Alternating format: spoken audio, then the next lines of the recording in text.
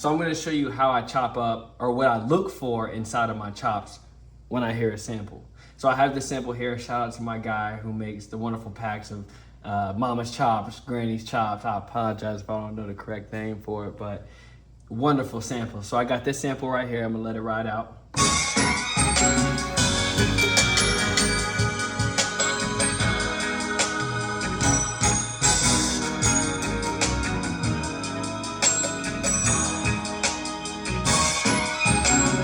All right, so if you already know and you've been following how I do things, I love those breaks. I like them boom, boom, boom, boom, that real dramatic feel. So what I'm gonna do is I'm gonna chop those pieces up. So got that there. I'm gonna press my main, edit sample, trim, hit that chop. Now I already kind of pre-chopped it because the video had messed up a little bit earlier, but I'm gonna still break it down. So for my pad 1, that's my intro. Then you got your main that's gonna fall right on the 1.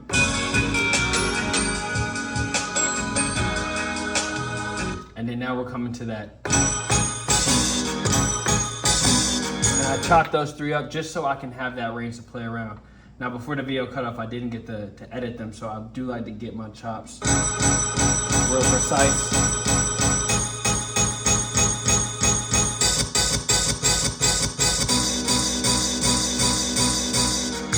So I got those there, and that was just my chopping menu, so that wasn't on my main pad layout. So I'm gonna go ahead and set those on my main pad layout by simply going to Program, Edit.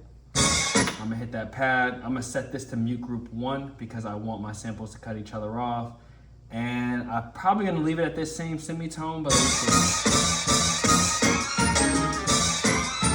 I might go up 1. Might go up 1 semitone. But what I'm gonna do is I'm gonna take this pad because I just made chops, and I'm gonna spread these throughout maybe 6 pads. So I'm gonna take this 1 pad, press copy, tap the screen here, lay those out right there, and we're just gonna put those right there.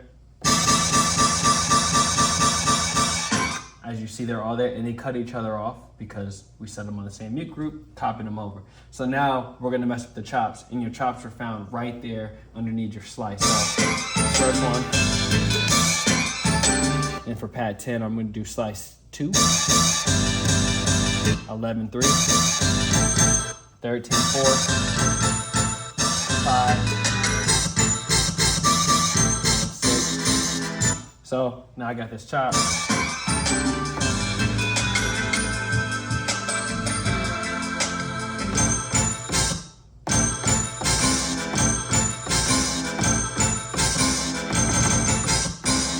All right, so I got that right there. And what I like to do with that is, to give you more context, is let me just add a simple kick and snare and maybe a hi-hat to show you what makes that real J Black-esque type of movement there. So we're gonna get to the name. It's a nice little movement there. That's a little right there. Nice little clap, and just go to the hi-hat. Probably a nice little ride. Put my Dre hi-hats on there. I'm gonna double those because I like to keep 2 hi-hats on 2 pads. I go to my mixer and I lower 1 hi-hat down the other while I'm already gain staging. Just kind of correct my snares, my kicks. Right, so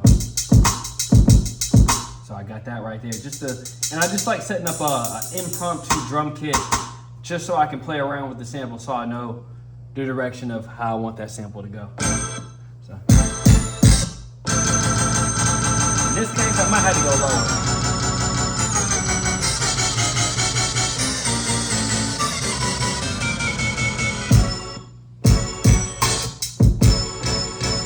One cool trick too is when you have a chop that I have to say even a stab that's this short, you go to your tail.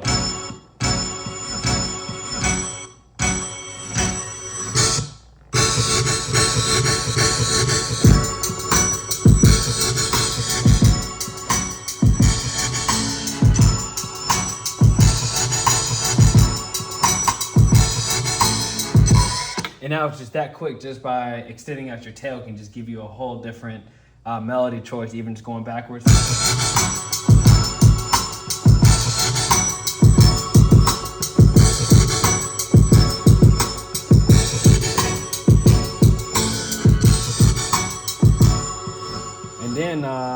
next go into the front of it.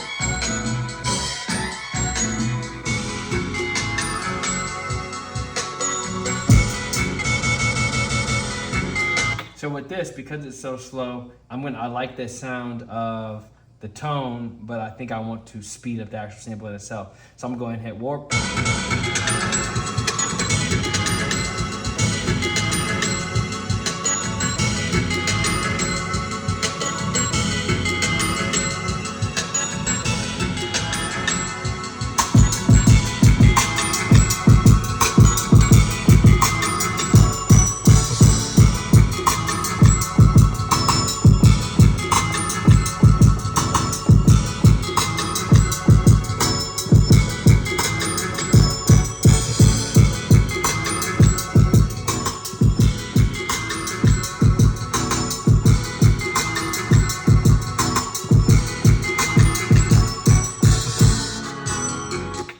That's how I chop up a quick sample, man. What is that? What time is that? How many times?